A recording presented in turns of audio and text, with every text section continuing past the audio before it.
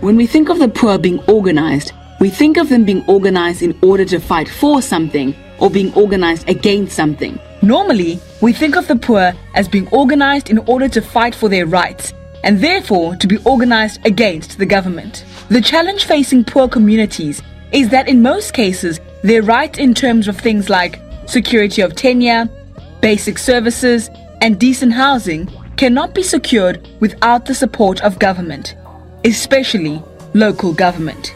At the end of the day, poor people have to find a way to work with the very people who are likely to ignore them and disregard their rights. In order to work with government, communities need to be organized and to be prepared to deal with slow processes that do not produce perfect outcomes. They often need to start small and then keep pressing. The first step often is to defend against an eviction, but winning that battle is always the beginning of the struggle rather than the end. Instead of highlighting the failures of government, it is often better to kindle the imagination of relevant officials by describing possible solutions. This involves a shift from making demands on government to offering them a partnership that leads to city development and secures the rights of the poor.